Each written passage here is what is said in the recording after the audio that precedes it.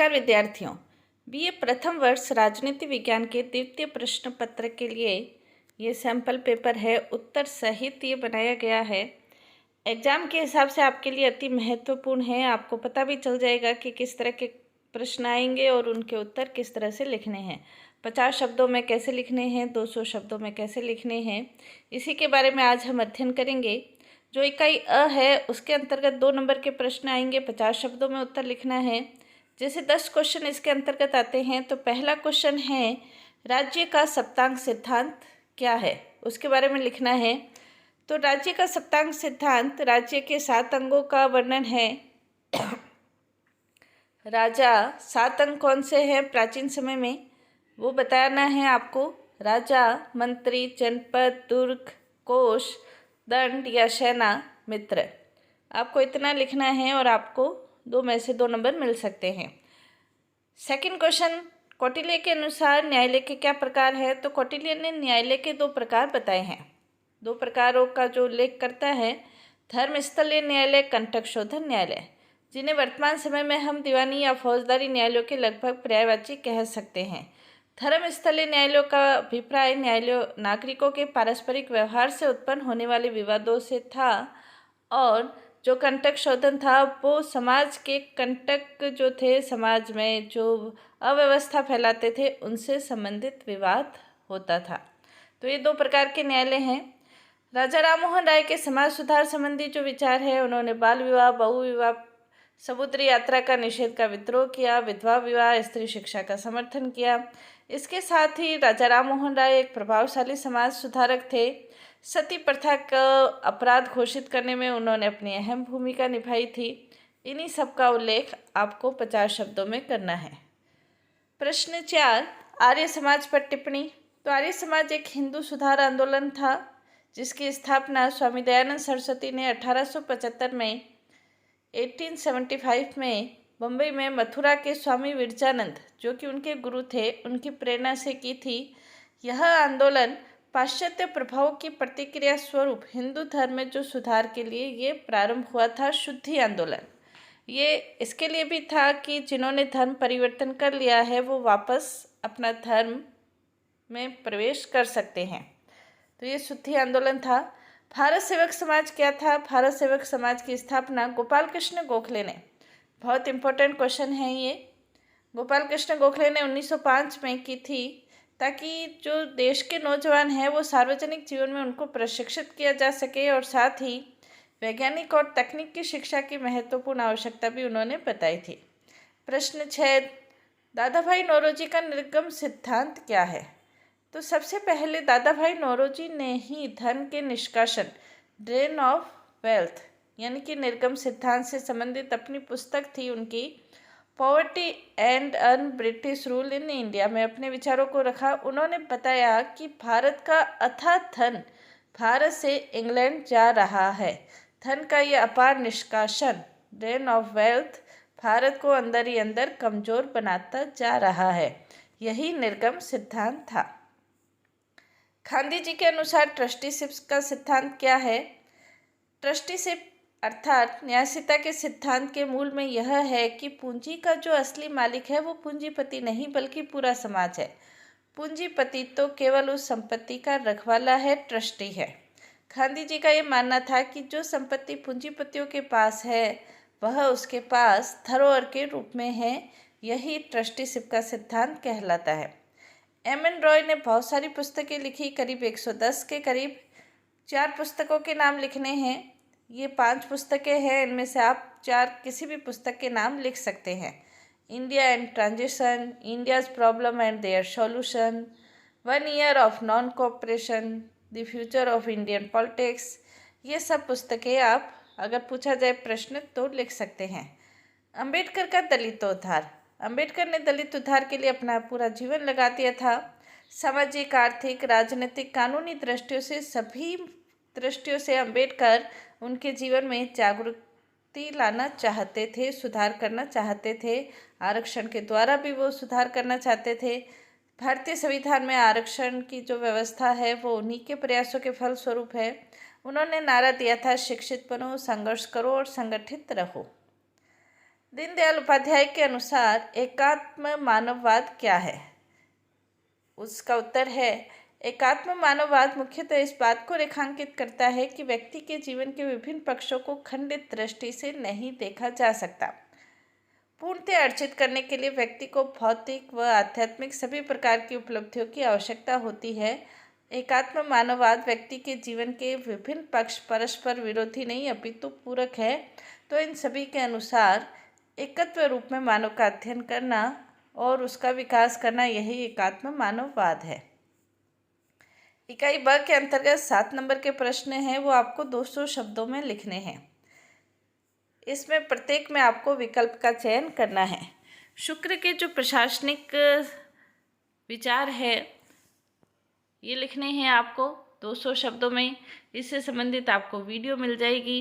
प्रशासनिक शुक्र ने अपने शुक्र नीति में प्रशासनिक विचारों का विस्तार से उल्लेख किया है और कार्मिक व्यवस्था के विभिन्न पक्षों का जितना सटीक, व्यवस्थित और पूर्ण चित्रण शुक्र नीति में मिलता है वो अन्य ग्रंथों में, चाहे वो भारतीय हो चाहे वो पाश्चात्य हो, दुर्लभ है।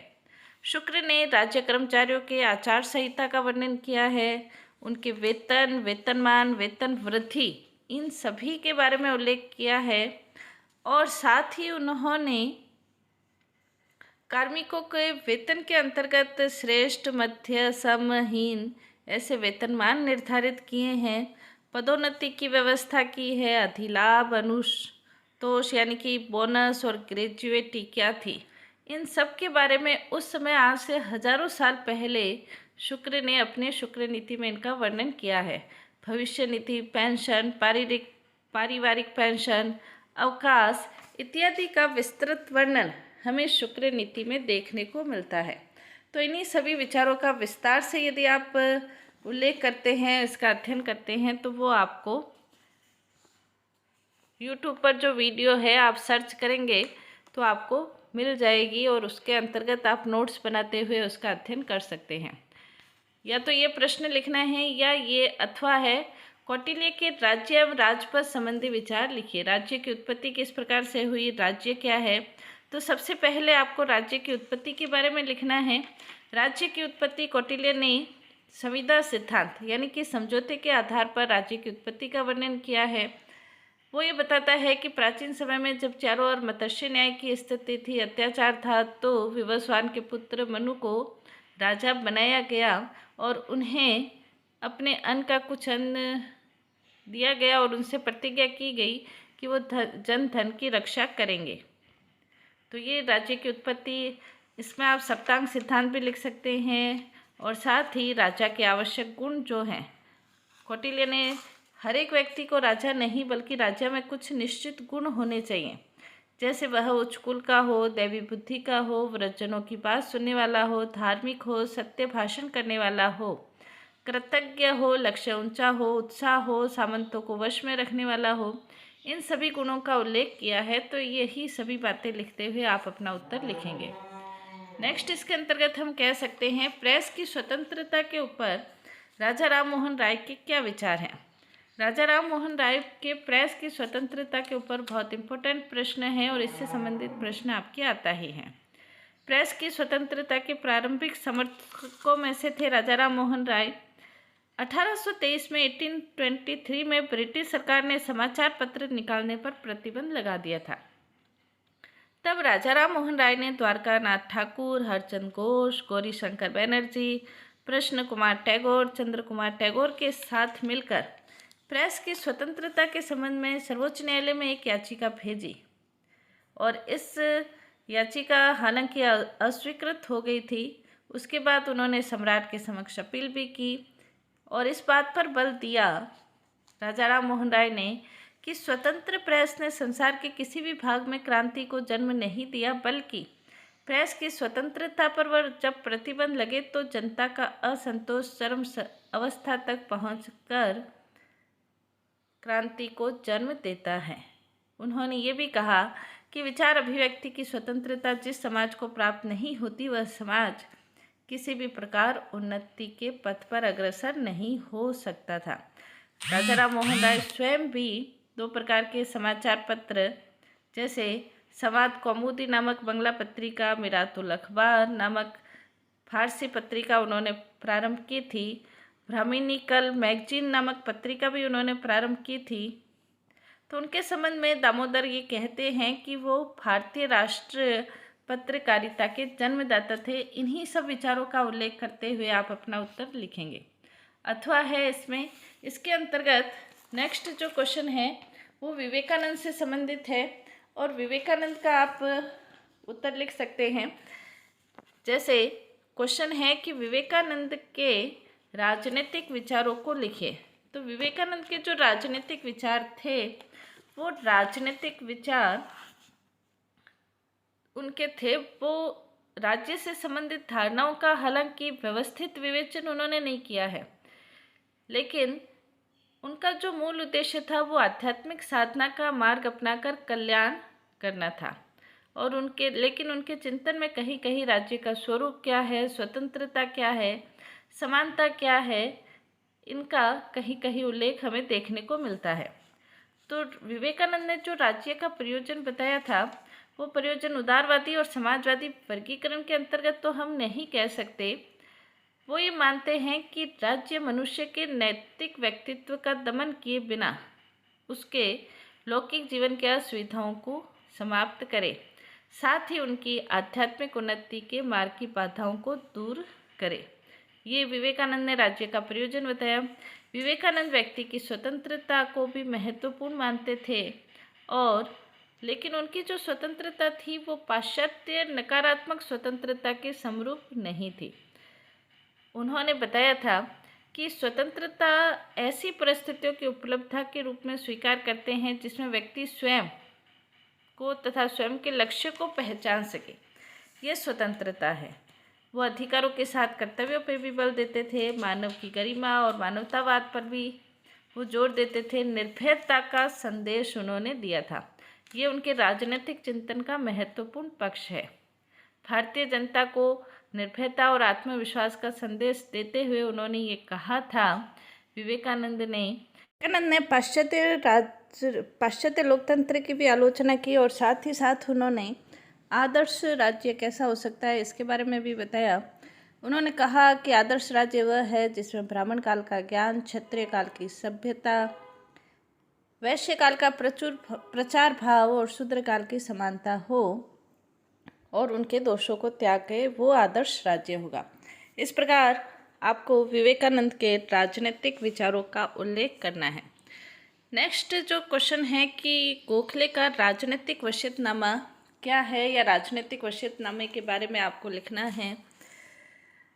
सन 1909 के अंतर्गत मार्ले मिंटो सुधार अधिनियम किसी को भी संतुष्ट नहीं कर पाए थे और सभी पक्षों के द्वारा एक नए अधिनियम की आवश्यकता महसूस की जा रही थी।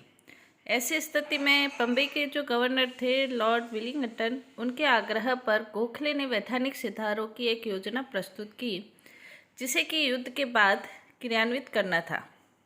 गोखले द्वारा तैयार की गई ये योजना 1917 में प्रकाशित हुई थी और उससे पहले गोखले का निधन हो गया था। तो गोखले का जो निधन हो गया था उसके बाद ये प्रकाशित हुई, इसलिए इसे राजनीतिक वसीयतनामा कहा जाता है। प्रांतीय शासन में क्या सुधार होने चाहिए, जैसे प्रांत का एक अध्यक्ष हो, वो गवर्नर हो, उसकी नियुक्ति इंग्लैंड में हो, उसकी सहायता के लिए 6 सदस्यों की कार्यकारिणी हो जिसमें 3 भारतीय 3 अंग्रेज हो, एक विधान परिषद हो। ये प्रांतीय शासन के लिए था, जिसके विधान परिषद में जो 75 से 100 सदस्य हो। केंद्रीय शासन के लिए भी उन्होंने सुझाव दिए थे।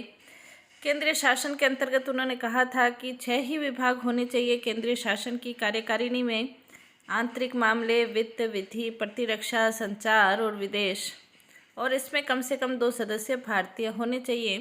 केंद्र की विधान परिषद का नाम भारत की विधानसभा कर देना चाहिए, उसकी सदस्य संख्या 100 होनी चाहिए।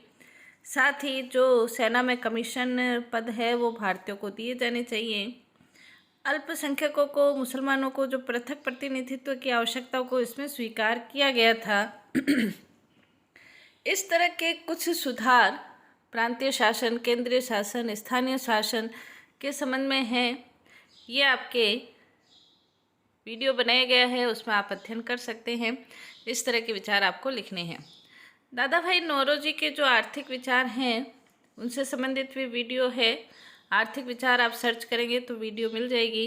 दादा भाई नौरोजी ने जो poverty of India, poverty of British rule in India, इन 2 पुस्तकों में अपने आर्थिक विचारों का उल्लेख किया है और उनमें उन्होंने बताया है कि भारत की गरीबी का जो मुख्य कारण है वो ब्रिटिश शासन का जो धन का निष्कासन है वो है। तो इन्हीं सब विचारों का जो डिटेल में अध्ययन है वो आप अध्ययन कर सकते हैं। यूट्यूब पर जो चैनल है डॉक्टर सुनीता गोयल के नाम से, उसके अंतर्गत आप कर सकते हैं। नेक्स्ट जो है गांधी जी के सामाजिक विचार।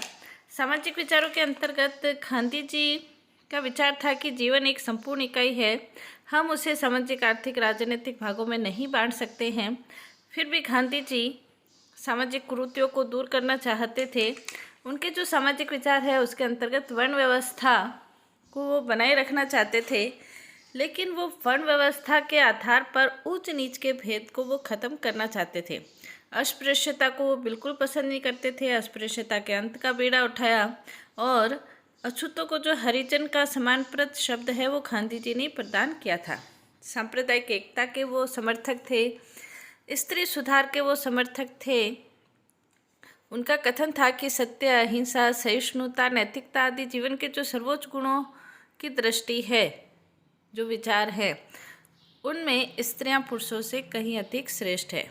उन्होंने पर्दा प्रथा, बाल विवाह, देवदासी प्रथा, स्त्री जीवन से संबंधित जो बुराइयां हैं उनका उन्होंने डटकर विरोध किया था। बुनियादी शिक्षा समाज के अंतर्गत समाज के उत्थान के लिए बुनियादी शिक्षा का उन्होंने उल्लेख किया, बताया। उनका मत था कि शिक्षा का उद्देश्य शरीर, मस्तिष्क और आत्मा का विकास है।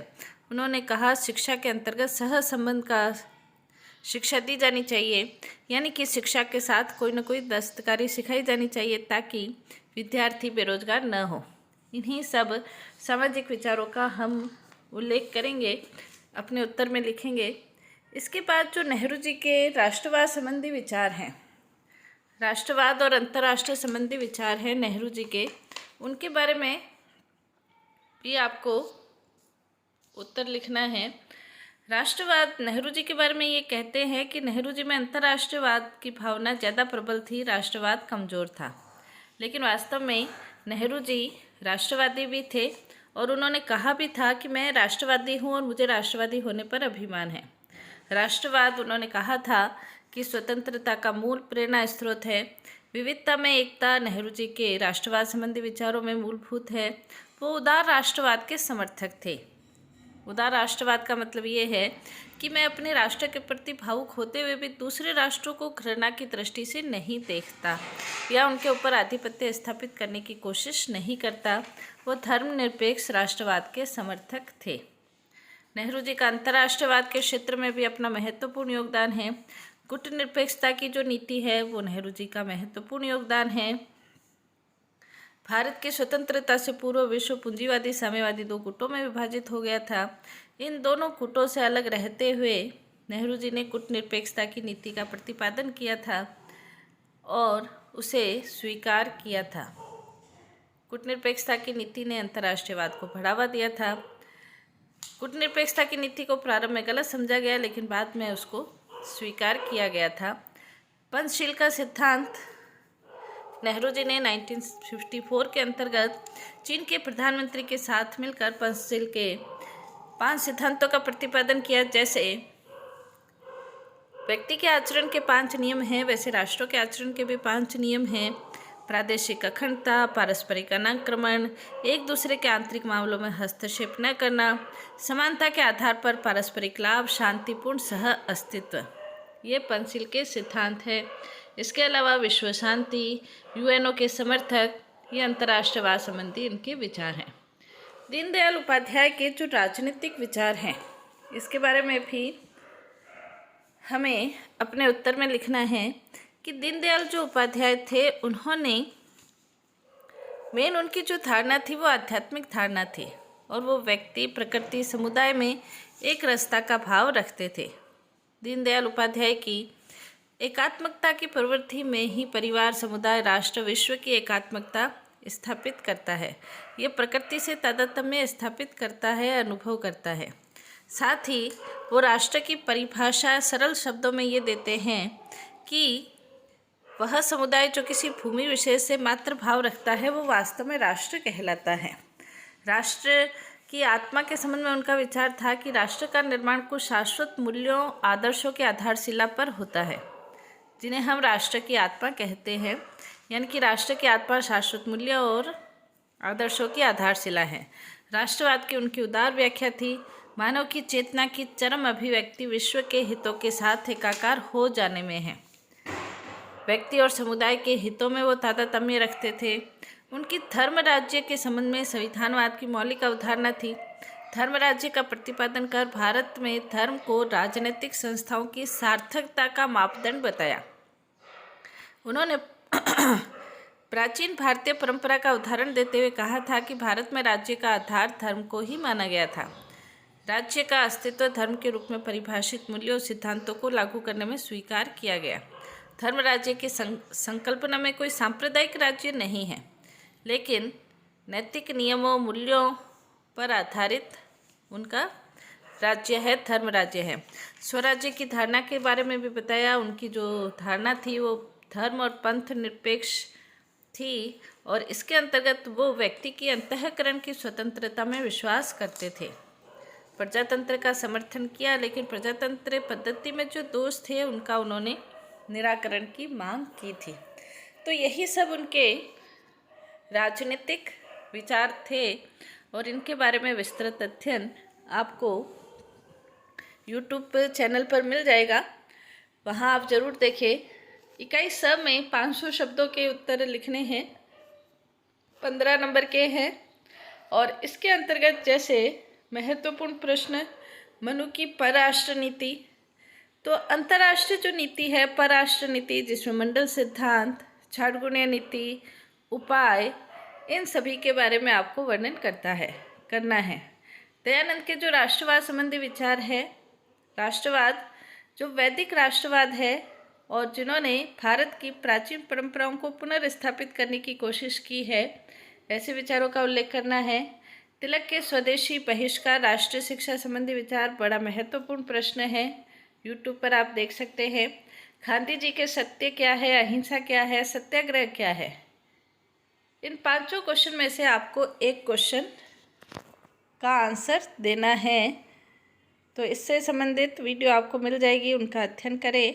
और महत्वपूर्ण ये वीडियो है, आपको पता चल रहा है कि किस प्रकार से क्वेश्चन आएंगे और कैसे आपको उत्तर लिखना है। आपको बेस्ट ऑफ लक। धन्यवाद।